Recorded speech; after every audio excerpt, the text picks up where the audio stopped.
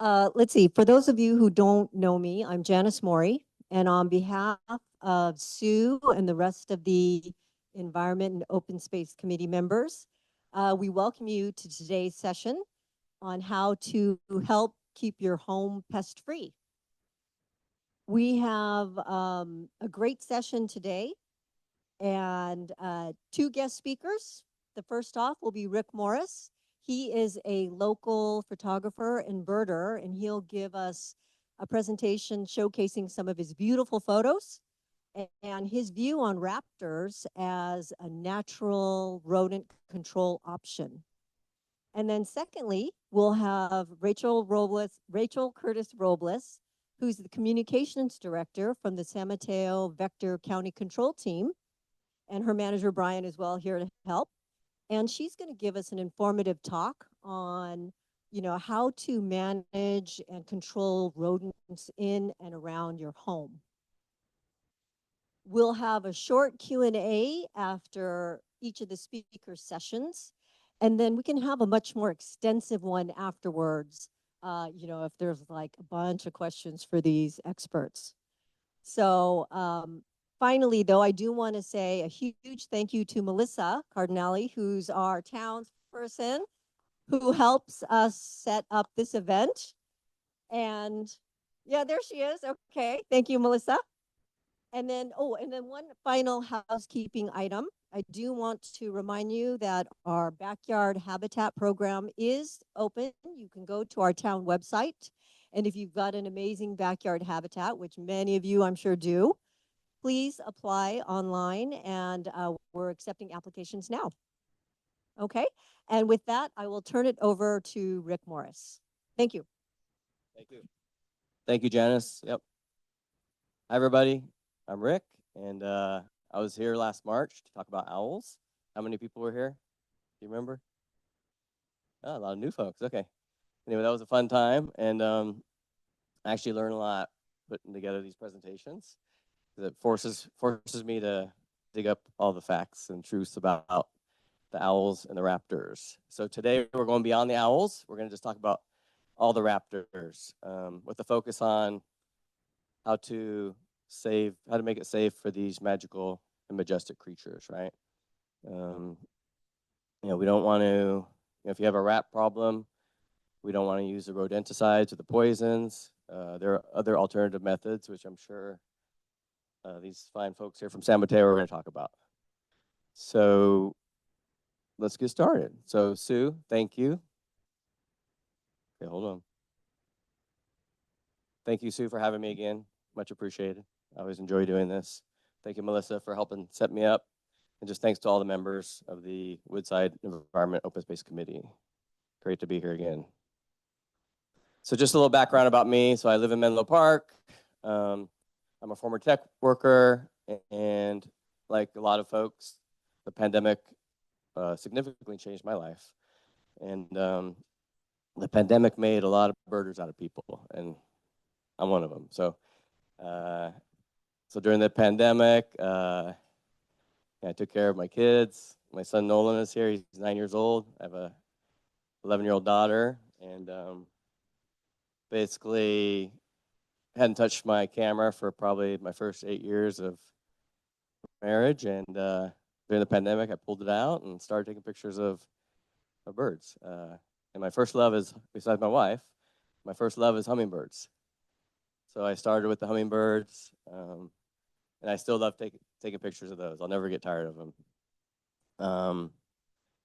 So I've been a photographer most of my life, and so photographer first, then a birder, and then recently I've become an owler.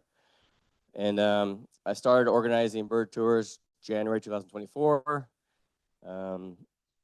I'd meet a lot of people at the gardens and the habitats, and I would tell them about my challenges trying to get back into the tech world. And some people say, well, why don't you just do bird tours, right? Take people out to where you've been. And so I took that to heart, and I started doing walking bird tours. And that was January 2024. And then a Stanford professor reached out to me in April of that, 3 months later. I'd done about 10 or 15 walking tours, bird tours. And he said, hey, I heard you do bird tours. Can you take me out to see some owls in the evening? And I'm like, Yeah, actually, I know 3 different ones right where I live. And so he came over. We jumped in my car and we drove to 3 locations and took pictures of the owls together. And the rest was history. So I just finished my 140th owl tour. That's in about a year and a half. And this is all in the Menlo Park, Palo Alto, Stanford area. So we don't typically have to go too far. Owls are everywhere. They're hiding from you. So, all right. And I'm still learning a lot about birds and owls. Like I said, doing the presentation, I even learned a couple things. Me and Nolan went to see a raptor talk down at Sunnyvale Library last week. I learned some things there. And a lot of people ask me what I use to get these pictures, and I use a Nikon Z8 mirrorless. It's their best camera, and it's amazing. I mean, the detail, it allows me to zoom in with my 500 millimeter and bring out all the detail. It's quite amazing. All right, and please ask questions as we go. I think that's the best way to do it. So like I said, we're going beyond the owls today. These are raptors, birds of prey. So the eagles, the owls, the hawks, northern harriers, one of my favorites, falcons, kites, and osprey. And you might think, what's a raptor, right? Because when I first started, I used to think, is owl a raptor? I mean, what is a raptor? So all raptors typically have rodents as their prey. I think the osprey might be the one that, fish is their main prey, and also the bald eagle. We'll talk about that, but bald eagles will also eat rodents. They typically have a hooked beak for tearing the flesh of their prey when they're eating it, except for like a barn owl who will swallow it whole, but they still have a hooked beak. Strong feet with sharp talons to grab the prey, keen eyesight, and also a lot of them have keen hearing. So like the barn owl, short-eared owl, a western screech owl, they rely more on their hearing than their sight, even though they have fantastic sight. And they have the asymmetrical ears, right? That allows them to hear better at night and catch their prey. And a carnivorous diet, so that's just meat and fish. That's typically all the common traits of a raptor. So my son, when he was younger, he used to always ask me, "Hey, Daddy, if a tiger and a bear got into a fight, who would win, right? Or a lion and a tiger, So who's the king and queen of the raptors? So if a great horned owl and an eagle got into a fight, who's gonna win? Great horned owl? No? Eagle? Okay. Well, it depends. Huh? Okay. Well, the answer is it depends. Yeah. If it's daytime, the eagle will win, right? If it's nighttime, because the great horned owl is nocturnal, the owl will definitely win. Okay. And apparently, there was someone had a brilliant idea at a zoo of putting great horned owls in a fenced off area with some bald eagles. So the next morning, the bald eagles were gone, and the great horned owls wait a little bit more. Yeah. So because nighttime they attack at night. And golden eagle, how about golden eagle or bald eagle? What do you think? Yeah, that's also it's pretty equal. They say. Yeah, they each have their advantage. I think a bald eagle is larger and more aggressive, and the golden eagle is stronger or something like that. All right, so here's the picture. So during the pandemic, I went to Sandy Bull Lake a lot. Anyone ever been there? Ed Levin Park in Milpitas? It's a wonderful place. It's kind of far, but yeah, check it out. It's called Sandy Bull Lake. There's like tons of different species of birds there. And every morning at 7 a.m., this eagle, this bald eagle, and probably another one, they come in and they dive for the fish for food. And they come back probably 2 more times, for the 3 meals. So it's fun to watch them diving for fish. It's really hard to get that shot. So here I tried to get the shot, but the eagle let me down. It missed. So then it looked at me in shame. So yeah. And this is how close. I mean, my lens is 500 millimeter. I mean, I'm shooting across the lake, and I still couldn't get the whole body. But yeah, they're majestic looking. This is Quarry Lake. Anyone ever been there over in Union City? Across the bay, there's some bald eagles there. This was last year. Here's a pair. Which one's the female? Hmm? Yeah, you got it. Yeah, for all raptors, the females are the larger ones. It's in Union City. Yeah, there's some nice walking trails there as well around the lake. And then, anyone know where an eagle nest is? The most, do you know where it is? Yeah, well, the most common one around here is in Milpitas at Kirtner Elementary School. There's some redwood trees in the front of the school, and then there's a nest up there. If you ever want to go see an eagle, that's the best place to go. And we think those eagles may be the ones that fly over to Sandy Bull Lake over the hills. No, that's Milpitas. Milpitas, yeah. Kirtner Elementary with a C. So I'm just showing here that, so this was Kirtner Elementary. They were sitting in this one was sitting in the tree. And then see the picture on the right? That's what they call the third eyelid, or their nictitating membrane. So they use that to cover the eye. They either use it to moisten their eyes or to protect their eyes. Okay. Anyone ever seen that before? Yeah, most birds have it. I mean, I take pictures of birds and I download them. I'm like, oh my God, what is this? I didn't even see that when I took it. Because they'll blink or they'll just bring it down. They can see through it. So this is also Curtin Elementary. Again, I don't know if it's a male or female. It was preening. I caught it looking toward my way. Okay, and then for each bird, I just want to talk about what their diet is because that's what we're here for. So actually, eagle, other than the osprey who eats mostly fish, the bald eagles eat a lot of fish as well. So mammals is not a large part, but I know they still,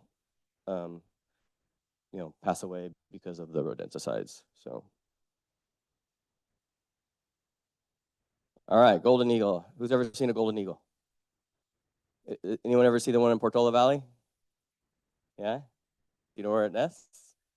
Oh, okay. Yeah. Yeah, I was parked on, during the pandemic, I was parked on Sand Hill over by the horse, where you enter that horse place. And I saw one coming toward me. I thought maybe it was a turkey vulture. So I'm like, I'll take a picture of it. And I went home and I was like, oh my God, it was a golden eagle.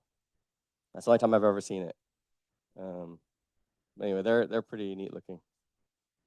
I get more excited when I see a golden eagle than a bald eagle for some reason.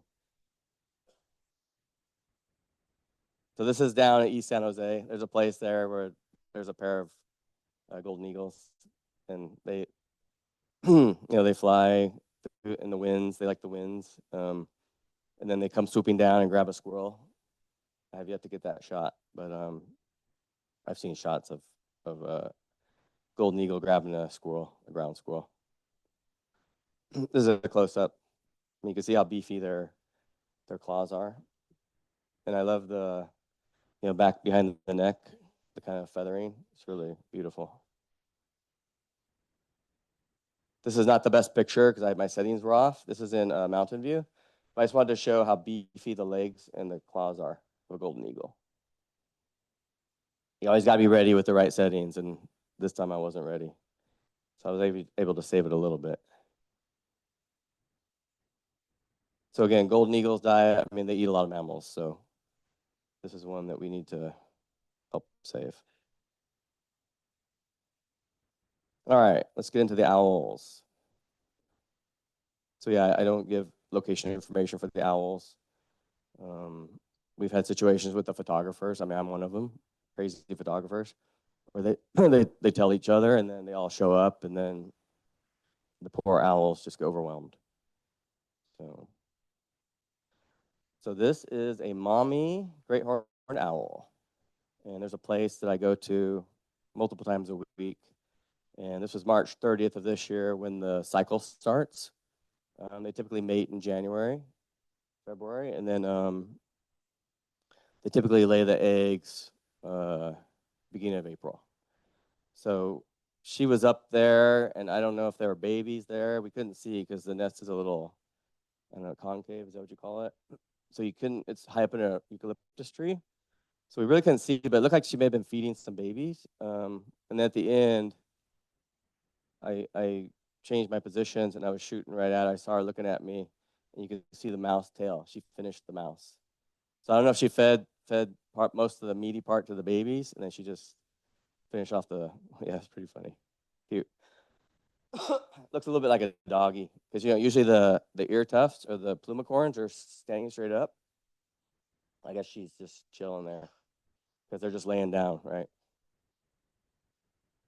Owls have this. They look different in almost every picture, depending on the mood or what's going on. So this is the daddy. The daddy always has the really tall ear tufts or plumicorns, and he's smaller than the mama. And I typically know where they sit. Usually, they have their habits. So this is April 19th. So that first picture was March 30th. So 19 days later, I had to go down the street to kind of shoot into the nest because it's so high. I mean, there's no way you need like a drone to get inside the nest. But obviously, we wouldn't do that. But this is probably 10 to 15 days old. You can see one. You can see one here, and you can see one over here too. And they're basically four. I mean, we didn't know at this time how many there were. But last year she had four, and this year she had four. So this is April 28th. So they're probably about 20 to 25 days old. Okay. And then this is May 3rd, 25. So typically about 30 to 40 days they want out of the nest. So you see three of them there? Yeah. Yeah, obviously the big one here and then these two. And then the littlest one must still be in the nest. They're fluffy. They're so fluffy. Any questions? Yeah, sorry. I'm sorry. All the time while I'm laying in bed. No, they move around a lot. They move around a lot because even the past couple weeks I've been hearing them and like really loud. Like they're in a tree right next to my backyard. They just move around a lot because the juveniles have all left the nest now. So there's no nest now. You know what I'm saying? The nest is like March to May. The juveniles all leave the nest the first 2 weeks of May, and then they don't go back. They don't go back to the nest. What's that? So great horned owls do not build nests. They take over hawk nests or great blue heron nests. But the juveniles, for 4.5 months, they'll stick around because they can't feed themselves. So the parents will feed them for 4.5 months. And at that point, they could typically fend for themselves. So they'll take off. Each one will take off in their different direction and find a territory that's not already taken by a great horned owl. So does that answer your question? I mean, and they move around a lot from like, oh, maybe your squirrels aren't tasty. Put some pepper and salt on them. Yeah. Yes, ma'am.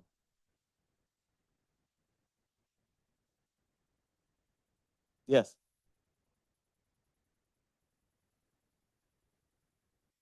Yeah, this is one of the most common. I mean, they're high up and they're covered. Like this one's in a fork, so you cannot see inside the nest. So it's hidden. Yeah, eucalyptus is pretty common. But as you know, eucalyptus are being cut down like crazy everywhere. So because of the risk that they'll fall down or catch on fire. Yes, ma'am. Mm. Mm.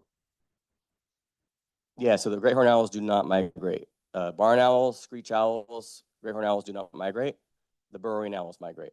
The burrowing owls are just getting here now in October, mid-October, mid to end October. I guess it's November now, and they leave in March, April. I wish I had homing devices. They literally just go out and they keep moving until they find a territory that's not taken. So I really don't know, but I don't think they go like more than 5 or 10 miles. Yeah, but I don't know. 30 to 40 years. Yeah, gray horned owl, 30 to 40 years. It seems like it's by size because they're the biggest, about 2.5 feet tall. The barn owls are like 8 to 12 years. They're kind of medium size. And then the screech owls and the burrowing owls are maybe 4 to 10 years. Yeah, less. Yes, ma'am. Great horned owls are pretty common, and barn owls and screech owls. Yeah, I think those three. Every now and then we'll see a short-eared owl at Shoreline or a long-eared owl in Fremont like 3 years ago, but those are really not common. And then there's the saw-whet owls. They're like the really teeny ones. I've never seen one. Apparently they're up on Skyline, but they're hard to find. Yeah, a buddy of mine works for PG&E. Oh, moving on. Okay. Buddy of mine works for PG&E, and he told me someone at his work saw a saw-whet owl, and he gave me the location, but I couldn't get back there. It was too woodsy. All right, moving on. So, sorry. Oh,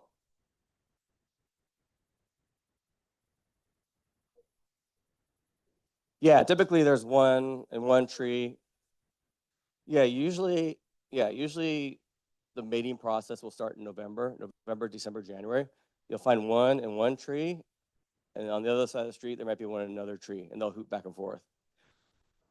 Yeah, they're monogamous, but yeah, on my recent tour, one of the ladies says, "Oh, that's dating your spouse." So they're monogamous, but they still do the mating every year. It's a cycle. So yeah, December, January, November, December, January. So then there's this process called branching. Like they've been in the nest for 30, 40 days and they want out. I mean, they're getting big. The mommy can't even come in because they're all too big. So they start creeping out to the branches and they start doing this a lot, practicing. And then eventually when they're ready, they'll just jump down and awkwardly probably go to the ground. So this is the first one of this year to leave the nest, May 11th. It was sitting in like a juniper-looking tree, which is right next to the nesting tree. Pretty cute, huh? That's so cute. Fluffy. And then that same evening, I saw another one who was kind of struggling to keep its balance on a tree next to it. I tried not to get too close. That's why I have a 500 millimeter. And then a couple of days later, like a week later, they were like 200 or 300 feet in the back in another tree, just hanging out. There was these, they cut down some eucalyptus trees, so there were these really tall stumps. The mommy was sitting on one, and the babies, the juveniles, they start squawking. They do their begging calls, and the baby came and flew to the mommy, and the mommy was like this, like get away from me. And then the baby started chomping at her because she was hungry, and then the mommy took off. So this was cute. This is one of my favorite pictures from this year. It's in my owl calendar, by the way. And then 3 months old, two of them. Every now and then I get lucky and I get one taken off while there's still some light. Look at, what's that? Hi, Donna. No, they're just flying around. They're just kind of like, feed me. Yeah, they're just kind of, no, they don't, not till about 4.5 months, they start feeding themselves, yeah. And there's three sitting together. It's weird. Even last year, there were always three snuggling together, and one was off on its own. So 3.5 months old. See, they're starting to get see the one in the middle? They're starting to get the little plumicorns. Single feather. The adults have multiple feathers for the ear tufts. One night they came to the ground. They were playing with each other. Not hunting, they were just playing around. I like this one. It almost looks like they're blue. So the plumicorns have fully come in, but there's only one feather on each. I thought that was a cool shot. And then another juvenile took off from a rooftop. This is at dusk. All these are at dusk. 4 months old. Look how curly plumicorns on that one to the left. And then this is 5 months old. So 3 have already left because they're self-sufficient. They've gone off on their own. And the same thing happened last year. One hung around for a while. And I know it's a juvenile because there's this kind of slit right here. The adults go all the way across, right this. And it was doing the begging call still. It was I could tell the mouth was open. I remember this one. It was doing the begging calls. You could tell by the tufts. The ear tufts are still kind of coming in. So that's a juvenile, but it looks almost like an adult. All right, I'm gonna show this real quick.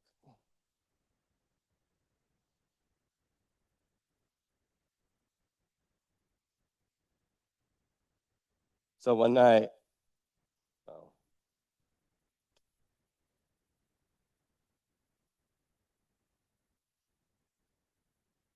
I was recording one night, and a lady was there with her dog. She started talking to me, but I didn't talk because I wanted to get a different recording. I apologized to her later. There was a juvenile on the roof nearby, and this is the mommy up in the tree.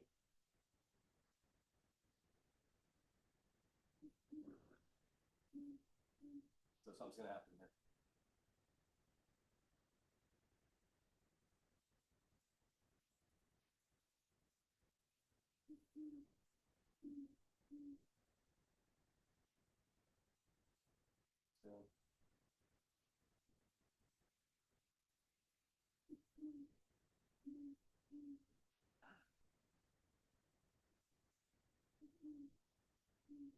So, this is the last juvenile.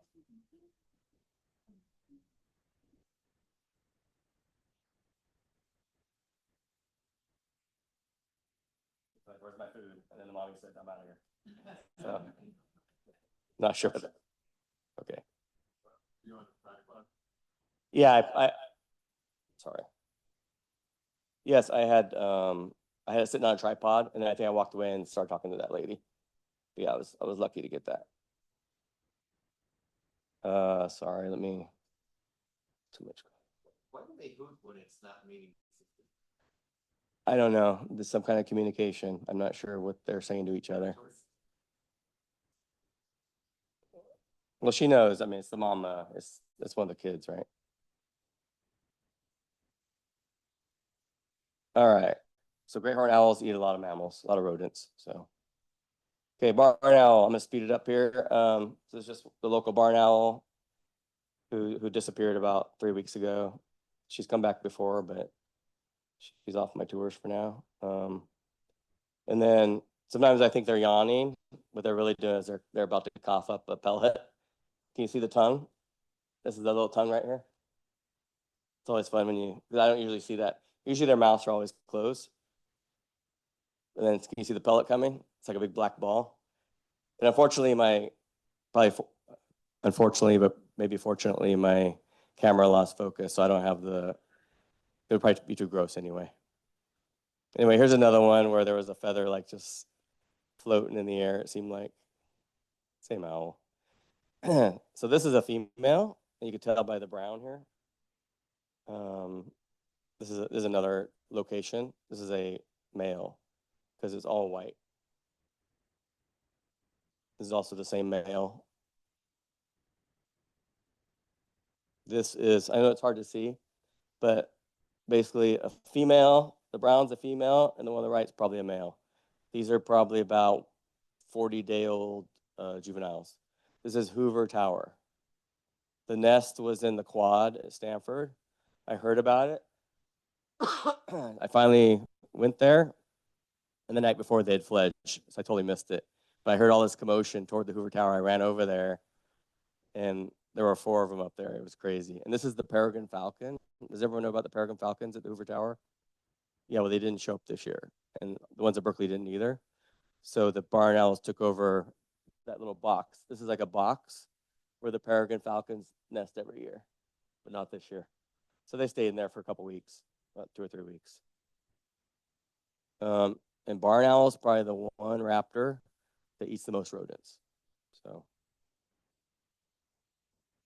okay, screech owls. I've had about 3 or 4 different ones on my tours. A couple of them are gone. They just disappear for one reason or another.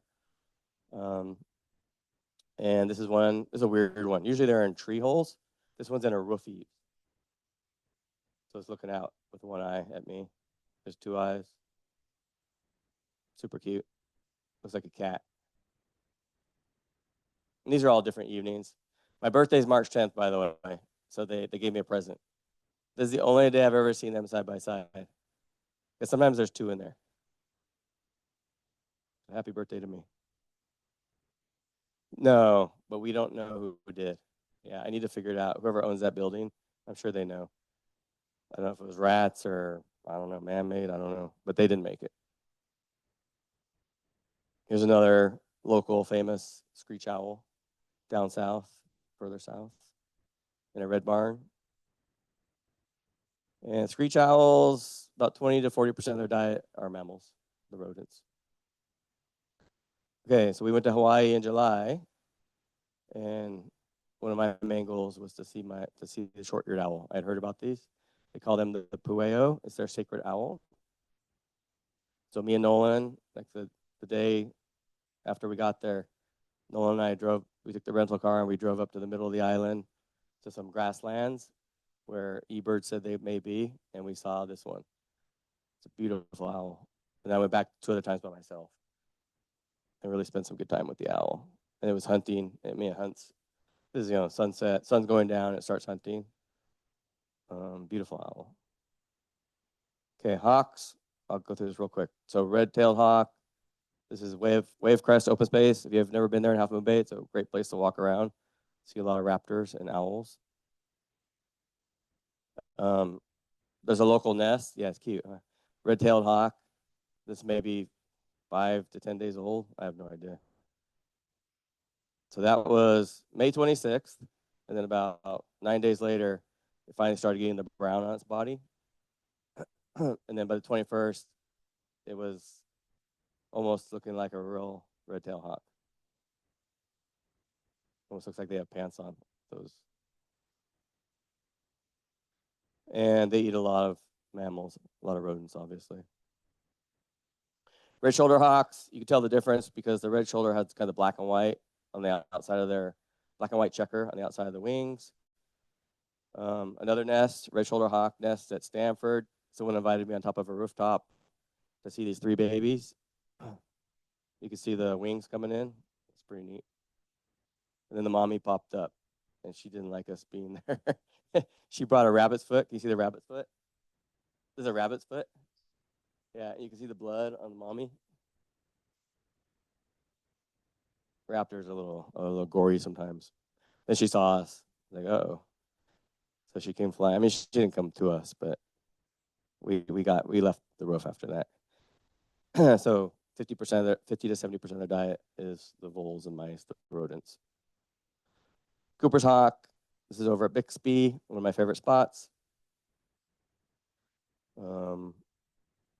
Also, yeah, there's Bixby as well. I saw one swoop down and try to eat a burrowing owl. Okay. Donna's gonna give me the hook here. Okay. Northern Harrier. This one has like an owl-like face. It's in its own category. So this is the female. This is the gray ghost male. This is a female taking a little mice on its last trip of its life, unfortunately. I took this from really far away. That's why it's not so focused, but it's kind of cool. So Northern Harriers, they eat a lot of rodents. Kestrel, this is one of the most beautiful, sorry about that. This is one of the most beautiful falcons, just the colors. And, they eat a lot of insects, but then I think 50 to 40% rodents. White-tailed kites, you can see these at Stanford Dish. They're kind of everywhere with the red eyes. And you can see, there's a mouse there, or some kind of mice in its claws. This is Stanford Dish.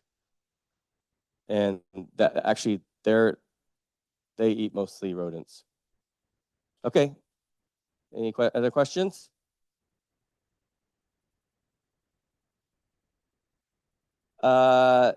Yeah, my tours are based around sunset. It starts 90 minutes before sunset and then 30 minutes after. That's a 2-hour period. I usually take 4 to 5. I try to take too many. I don't want to overwhelm the owls. Yeah. But I've done 2 people as well. Like, Donna and Juan did a private tour for 2 people. Yeah. If you want to see more of my content, you could use your phone, use your camera, QR code. I think they're going to post this.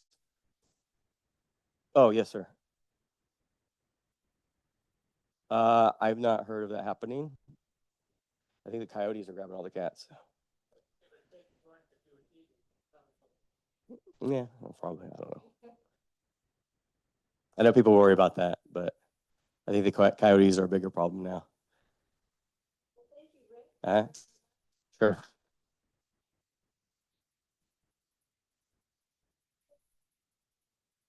Rick will be around, so if you come up with other questions, please see him after we're finished. But I'd like to introduce Rachel Curtis Robles from the San Mateo County Vector Control Team.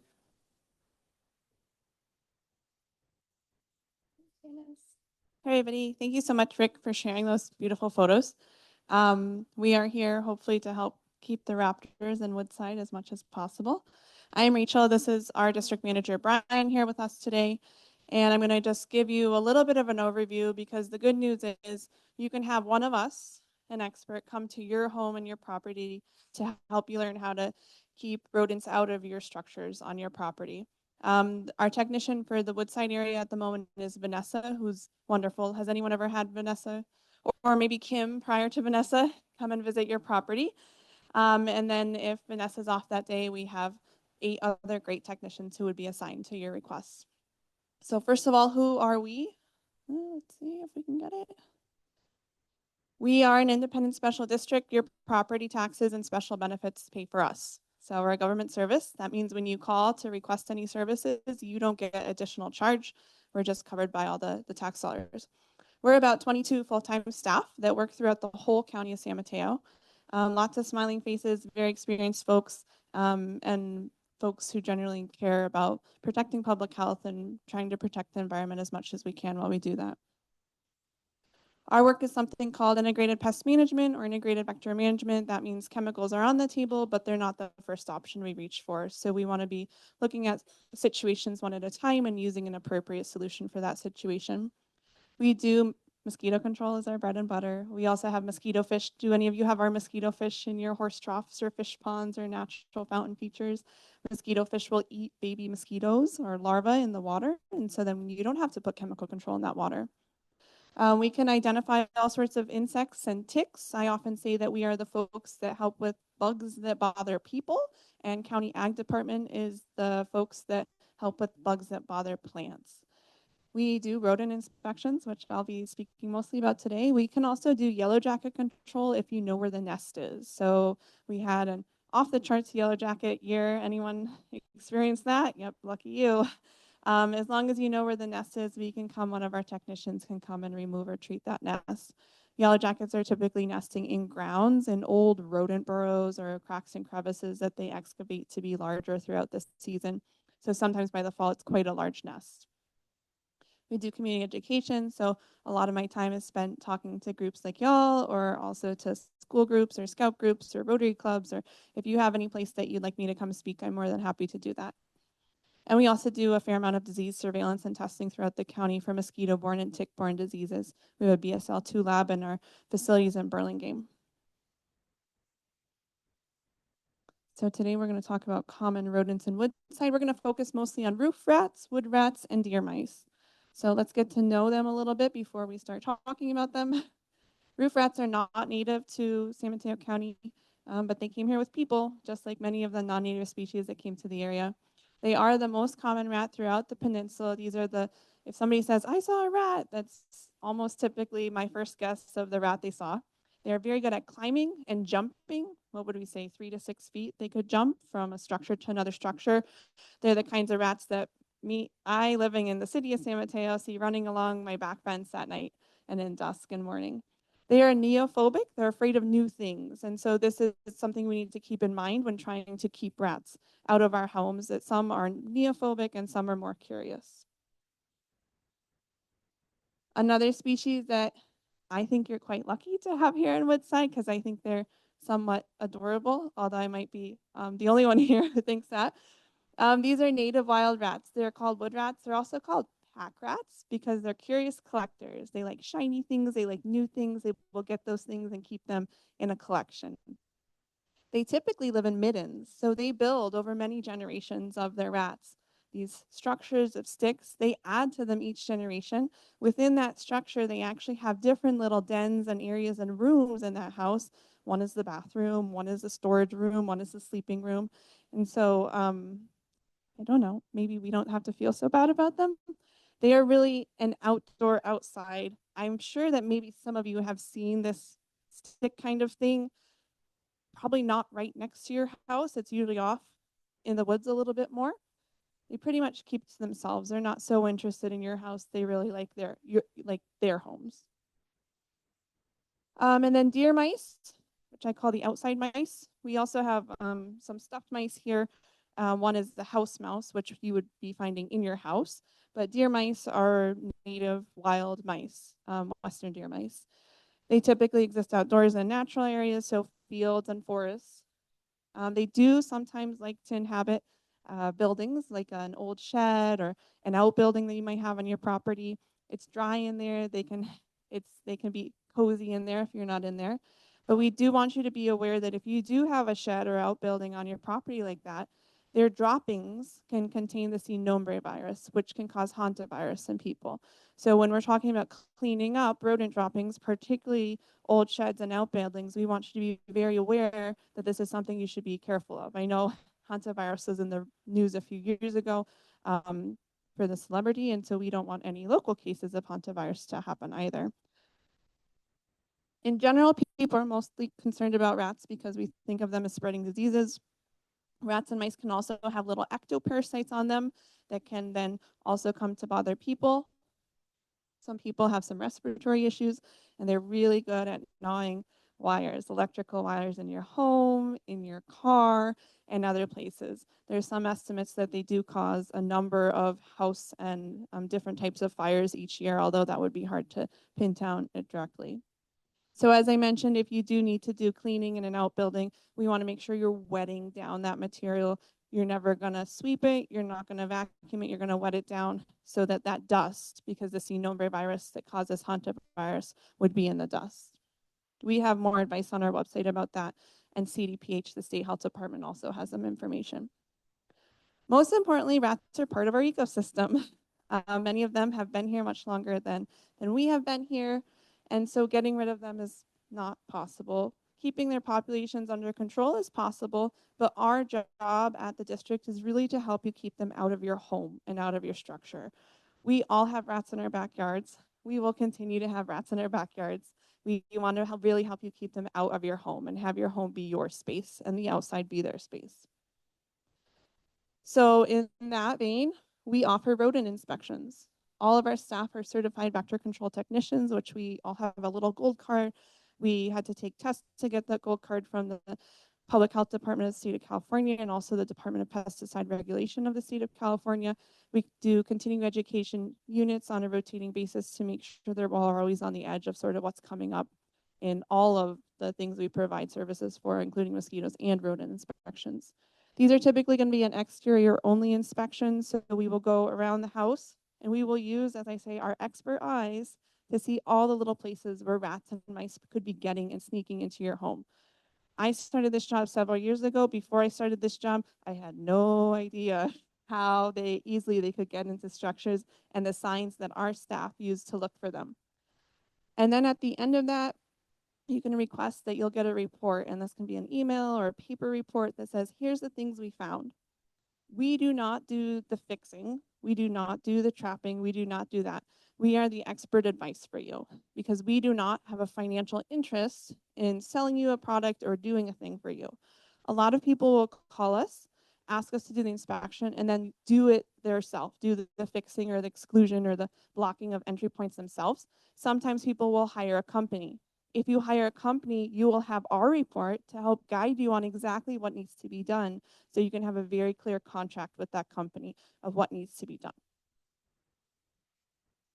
So what are some of the things we look for? This is Walter. Walter loves a rodent inspection.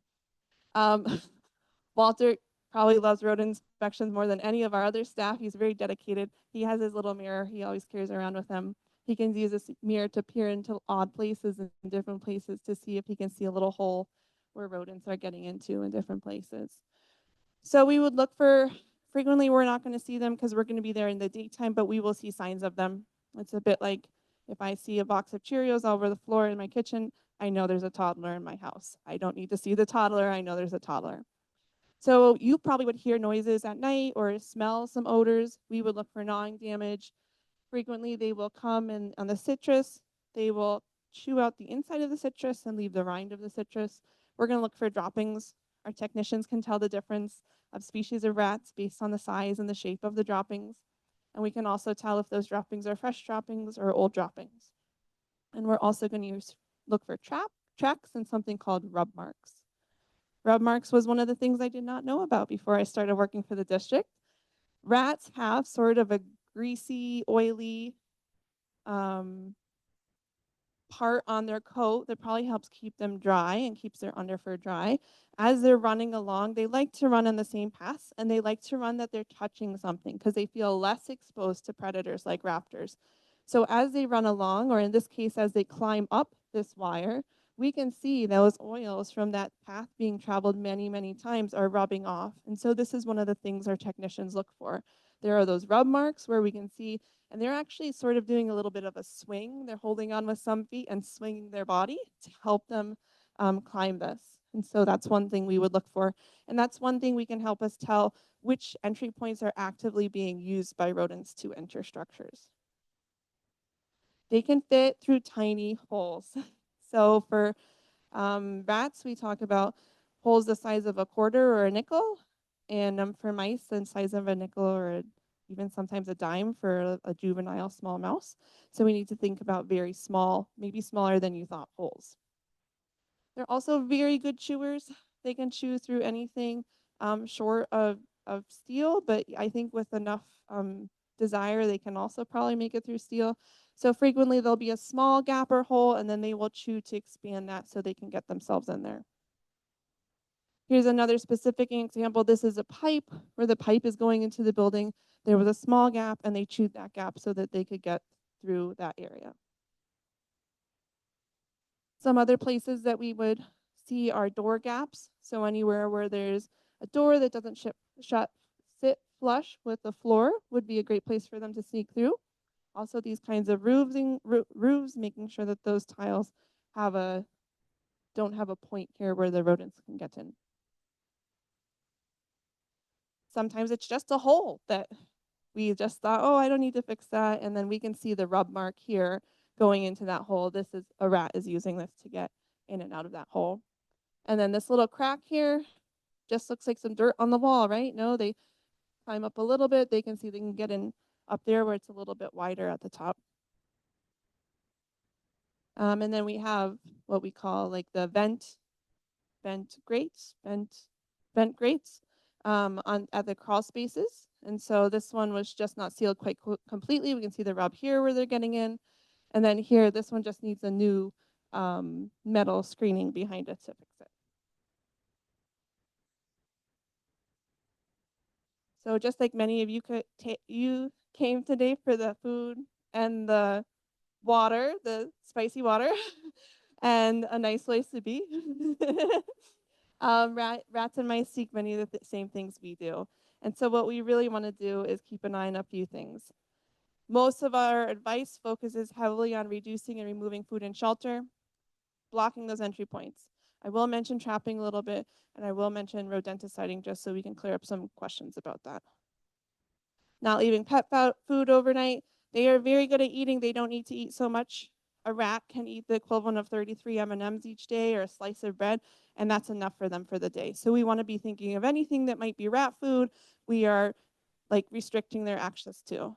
Feeding wildlife in the state of California is illegal, but if you're doing it, then making sure that you are picking it up so that they're not feasting on whatever the birds were a little bit messy about eating that day. Picking fruit when it's ripe, making sure that we're keeping that fruit out of their diet, keeping food, so for pet food in sealed containers, and preferably in a metal sealed container rather than plastic, because the rats can easily chew through that plastic. And then properly sorting and storing your waste. They're very good at finding any sort of shelter, so wood piles or sort of piles of junk or clutter or rubbish or whatever you want to call it, clearing it out or making sure it's at least 18 inches off the ground for a wood pile. And then moving objects away from walls. They want that security of feeling like they are not exposed for a raptor to come and eat them. So really making it feel very uncomfortable for them to have to go out and move around. Making sure you're trimming your landscape. Here's an example, not from here, but someplace else. I know ivy is very popular in a lot of landscaping, but it gives them a great place to hide without being able to be hunted by a raptor. And then stored items too, making sure you're opening your patio furniture and airing it out regularly so they don't get too cozy in there. We use the word exclusion to talk about blocking those entry points. So anything larger than a dime, we want to make sure things are shutting tightly with no gaps. And we're going to be using what we call a 1/4 inch hardware cloth. We have some examples up here. Usually buy it in a big roll at the hardware store and using that. We also want to make sure about blocking gaps under and around decks and porches. I know sometimes we forget about the under part and there's just like a big area there where they can have unfettered access, and it's a really nice shelter for them to stay safe. And then like I showed earlier, making sure we're checking where wires and pipes are entering into the home to make sure there's not that little gap and they cannot chew that out. For that, we recommend using a steel wool because you can squish it in there right around the pipe so that they can't get in there so easily. For garage doors, there's different kinds of doors. There's also a kind of an excluder that you can place on the bottom of your door that actually have steel wool inside of it that deters them from chewing it. Trapping should be done. It's a little bit dependent on your situation, and we always welcome you to call and you can speak with one of our technicians, or our technician can come and visit and see for your situation what kind of where trapping would be recommended or not. There's a variety of traps on the market. When you do call for an inspection, I think if you need to trap or you want to trap, we would typically provide you with one trap to get you started. Mouse traps will not work for rats. They are too big. They will not get killed. And we really don't recommend using glue or sticky traps because other things will get stuck there. Other things will definitely get stuck there.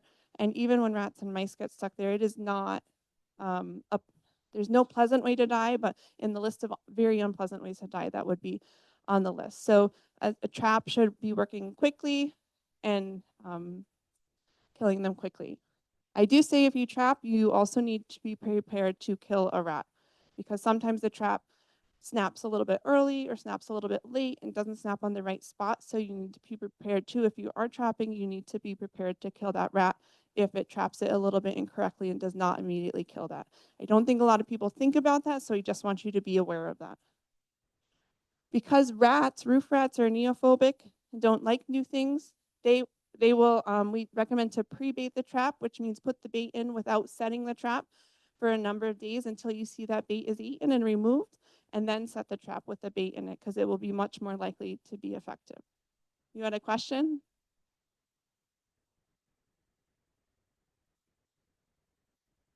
Oh, that's a great question. I think usually people would use a blunt object. That's a very good question. I did bring it up. So when we do use traps, we want to place them in certain orientations so that we're encountering the rats when they're running. And we definitely want to keep them out of reach of children and pets. Some of the traps that can kill rats are strong enough to break fingers of children if they were in it, or certainly to hurt a dog or cat or other pet if they were encountering it. You need to check that trap frequently because you do not want a dead thing then falling apart and decomposing and smelling. And if you're trapping outdoors, which you typically do not need to do, typically traps should be placed in a protected location. If you feel the need to trap outdoors, please call us and ask questions first so we can help you make sure that that's actually what needs to be done. But there are boxes that you can put the trap in so that we reduce the chance that something else will encounter that trap.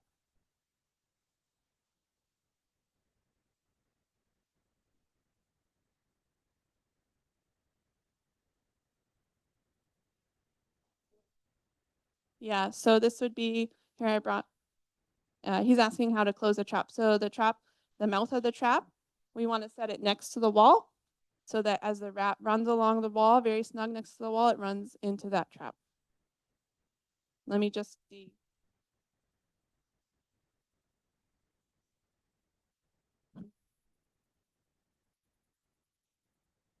We're very aware that Woodside is striving to be poison free, and we definitely encourage that. I know some people are very curious about rodenticides, so we included this slide just to share some information and maybe correct some misinformation. The label is a law because it is a poison. The Environmental Protection Agency regulates all the and registers all the pesticides on the market. If you're not following the label, you're breaking the law. The label is there for safety. And there's a variety of things that you should be aware of. However, I was talking with Brian about this when we were invited. He's been doing this job 18 years. So there's one case in his entire 18 years where he thought maybe rodenticide would be a good option. That was an urban situation in a building where there was an overrun of rats. This is not something we're thinking about, especially in this beautiful natural area that you have in Woodside. There are so many side effects and consequences of using poison and rodenticides that is really not something that we want you to be using in your toolbox. If you have questions about that, you can always call us. If you have questions about that today and you feel comfortable asking, we are more than happy to answer those questions, but we really don't want this to be your first option when you're trying to do this. And then because we've getting more questions over the years about rodent birth control, we included a slide here. It's the same thing, the label is the law.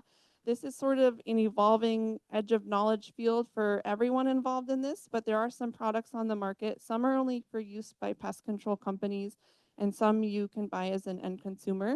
But the idea would be that the rats would eat or drink this material and it affects their reproductive. The companies that we've heard from says that it does not bioaccumulate into rodents the way that other products would.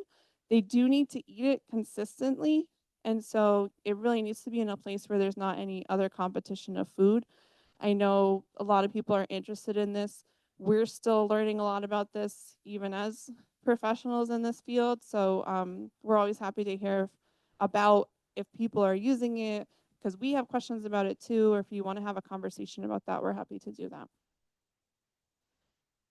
And then, especially in these kinds of rural areas, we get a lot of questions about rats in cars and chewing engine wires. They definitely like chewing wires. There's a lot of reasons maybe why that is.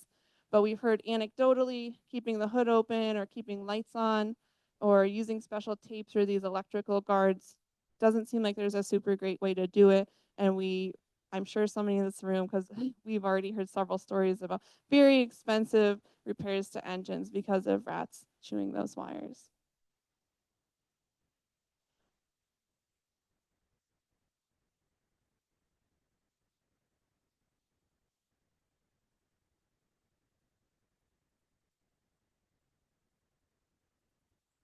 The question is if there's a season when it's more likely for that wire chewing to be happening. Yours happened in the spring.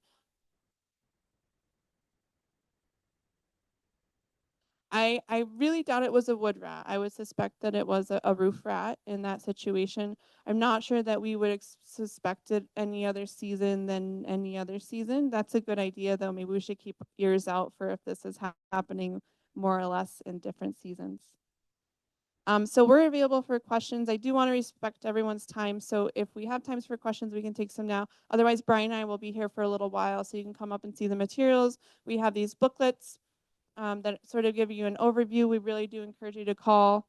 We have magnets here with our phone numbers on them, and you can get an inspection from one of our technicians. Thank you.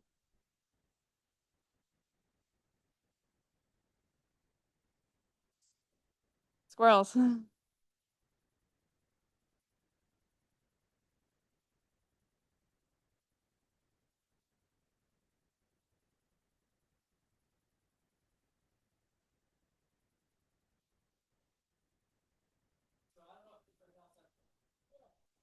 Yes, we did hear the question is about ground squirrels, and we had a number of people talking about ground squirrels with us when they I would they're a little bit different. Ground squirrels would get more confused with a tree squirrel. Voles are a little bit smaller, I think. More like a mouse, yeah.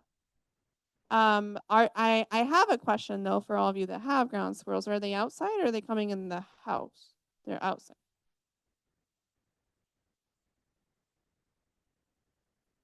Okay.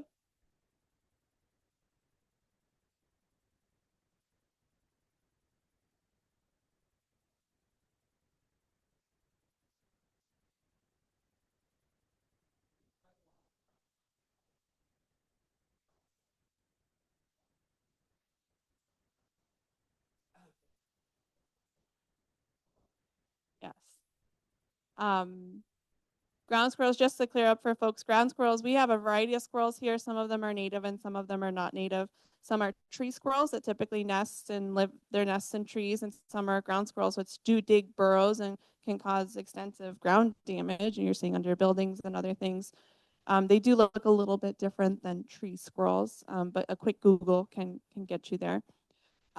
We typically focus, as I said, on keeping things out of structures, but that sounds like you can always give us a call. We can come and see if there's anything we can advise or if it's up to pest control and a trapping company to help you out in that situation. Oh, yeah, go ahead.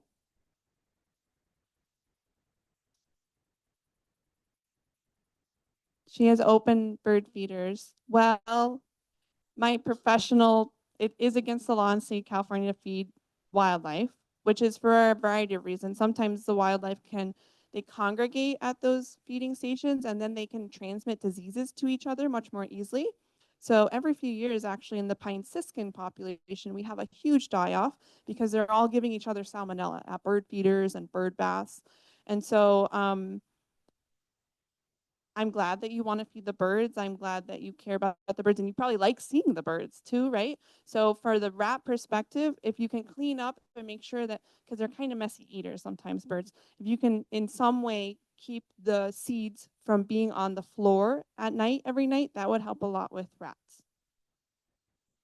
Bird baths, okay, we are also experts of bird baths because mosquito larvae can grow in bird baths. For bird baths, it's not illegal to have a bird bath. For bird baths, I typically recommend if you can empty the water in that bird bath once a week, and if you want to be really nice to your birds, use a dilute bleach solution to bleach it out and then let it air out before you fill that water back up. Your birds would be very happy.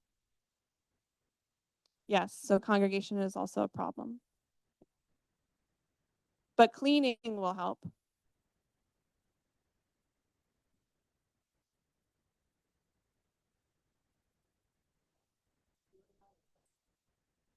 That's a great question. We do have some wildlife cameras as part of the resources that we use. So if you're really curious, you can call and say, hey, can you come put up a wildlife cam for a few days and we can see what we see in those photos. Yes.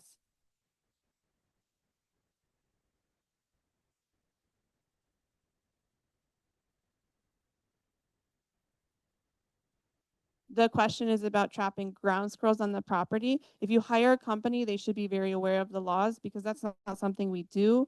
I know it is illegal to release off property because, and also it's not very good for the animals because then they're in a whole new territory and they're gonna get predated and die. But as far as euthanasia, I think it depends if it's considered a pest situation or not, is where the law gets involved. Yes. If it's part of a service request and we're really curious what is the particular in that situation. Now we only have like 3, so you can't all call tomorrow and ask for a wildlife camera. But that would be something that one of our technicians could use as a tool to help figure out. And also sometimes we're just curious. Sometimes you catch them doing the cutest, weirdest little things on the camera, and it really brings in a deeper appreciation for the fact that they are great, in their own right, little animals. Thank you. So the vector control folks will be around. So I'm sure you still have some more questions, but I want to be respectful of people's time who maybe don't have the questions. But thank you very much for coming. And if there's a lot of interest, we can also do a deep dive on additional aspects of keeping your house pest free. So thank you for coming.